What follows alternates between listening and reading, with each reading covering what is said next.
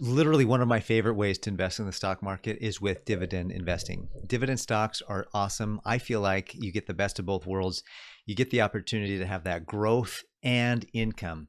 And so if you really want to have a good, strong income, dividend is the way to go. It's passive income, but also with growth potential.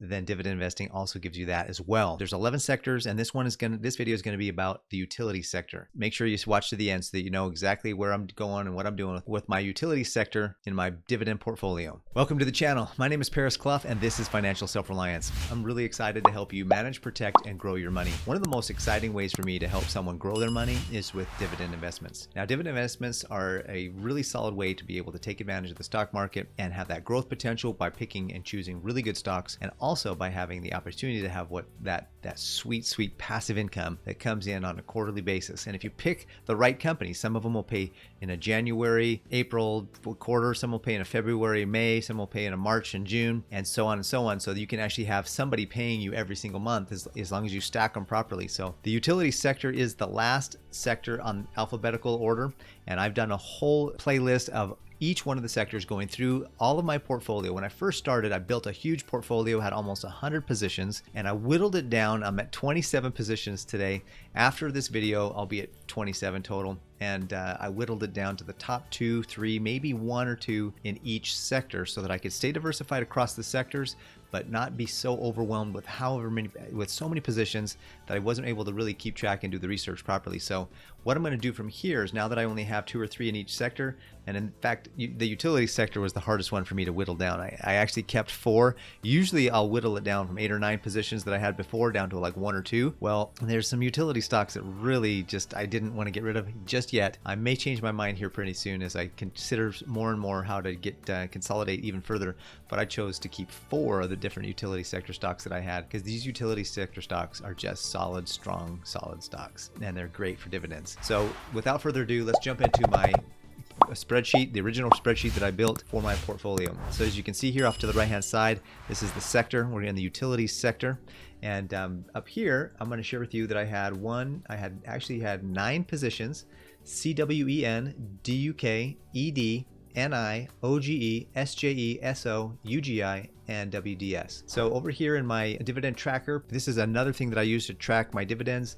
It gives me my watch list, my payout calendars, my diversification, my calculators, all those things.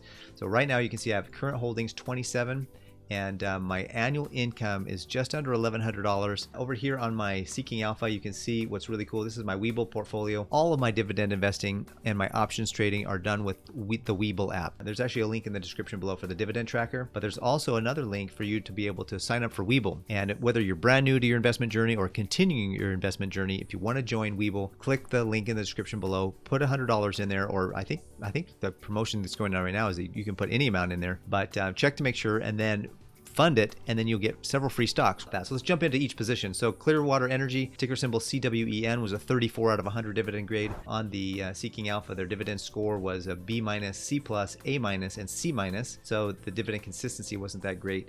2 years of dividend growth, not bad. 6% 5-year growth rate, 1000% payout ratio. It's a little nerve-wracking there. Dividend yields okay, but quant rating has them as a hold. So I actually sold CWEN and moved on and got my money and used it for other things. So Duke Energy is the next one here that I had. Duke Energy is a 46 out of 100. So we're moving up the right direction. And so that's really good. Duke Energy over here at Seeking Alpha says dividend score is a B across the board. A couple B pluses, but 3.66 dividend yield, 74% payout ratio, not bad. 3% almost, 5-year growth rate, 11 years of dividend growth. So that's really good. Duke Energy is one of those, is a solid company. It's one that I've heard a lot of good things about. So I've had it in my portfolio, but I just only had a couple of shares. So I wasn't really worth keeping. I felt like I could take the money, sell those shares, and then use that money for a different strategy that I'm working on that I think will be more advantageous to my portfolio. The next one I had is ED, Consolidated Edison, strong company. I'm actually keeping ED, not to be confused with something else that ED stands for.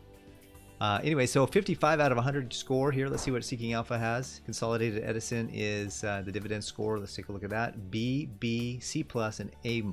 So dividend consistency is A+, 48 years. They're definitely an aristocrat headed towards king. 2 more years and they'll be a dividend king. 70% payout ratio, 3.18 yield, nice yield, 3%-ish 5-year growth rate, not bad. And they pay quarterly. So I kept my ED, kept my Consolidated Edison. You got to be careful when you say you kept your ED.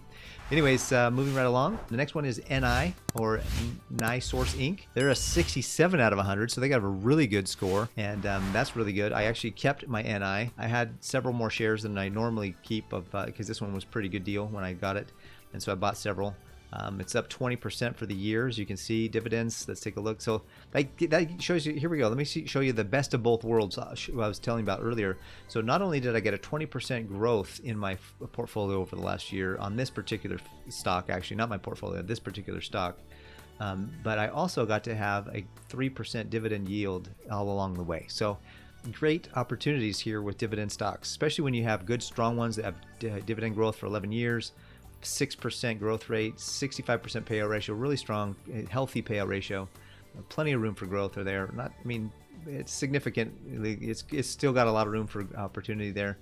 But NI is one that I kept. I don't know if you've heard of NI. Has NI on your watch list, or is it in your portfolio? Comment below if you have any of these in your portfolio, or which ones you do have, or if you're in your watch list, or if you've never even heard of them before, or maybe you've been around and you've seen quite a bit of it. So the next one I had in my portfolio was OGE Corporation, and OGE had an 83 out of 100. So they had a really strong dividend grade, and they, on the Seeking Alpha here, their dividend was a B across the board.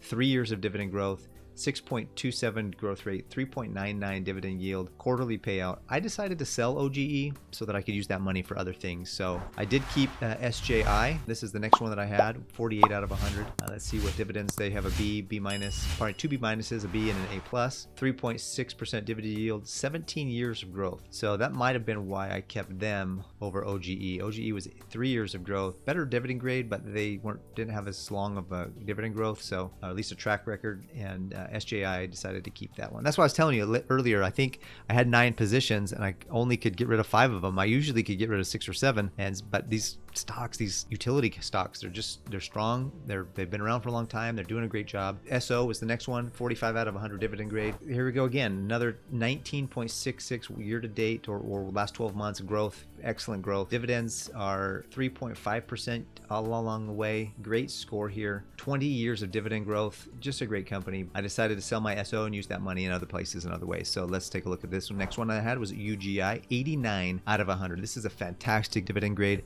I kept it. I did keep my UGI. I didn't sell. It's had a negative growth for the last year, but it had a strong buy on Seeking Alpha, and B's and A's across the board here, 3.3%, 19 years of dividend growth. UGI was one I kept because the price was good, strong buy rating here, great yields and growth.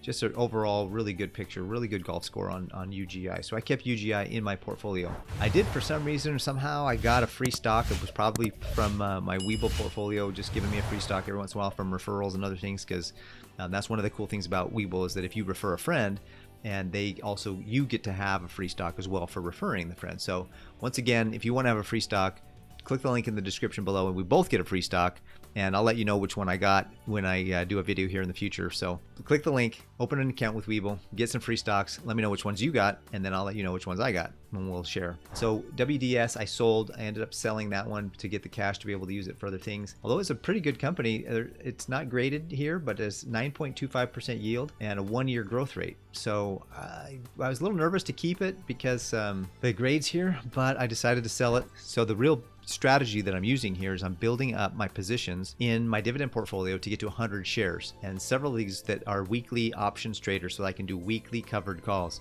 Weekly covered calls give me the ability to collect a premium every week, especially if I put it way out of the money, and I can collect a premium on top of the dividend. So imagine being able to collect the dividend plus a little extra because you were willing to take the time to learn how to do covered calls. I will be doing videos on covered calls, so subscribe to the channel. Make sure that you stay tuned, stick around, and I will be doing some videos on covered calls and my experiences doing covered calls, because I've learned some things. Well, I've learned what not to do already. I've learned several things what not to do, and I've learned some things about what I can do and what to do. In fact, today I did a bunch of covered calls and I made almost $100 just today. So if I can make $100 a week, that's $400 a month that I could continue to reinvest back into my portfolio. What a great way to build your portfolio, by just having it fund itself. I mean, that's what you're talking. That would be fantastic, right? What if your portfolio funded itself because you just took the time to learn a few things about how to do options trades? That's what I'm talking about. So hope you got a lot out of this video. If you missed the last one I did, check it out here. If you want to subscribe to the channel, click up here. And if you want to check out a video YouTube thinks you might like, go ahead and click this one up here. Until the next video, have a great day and have a great week.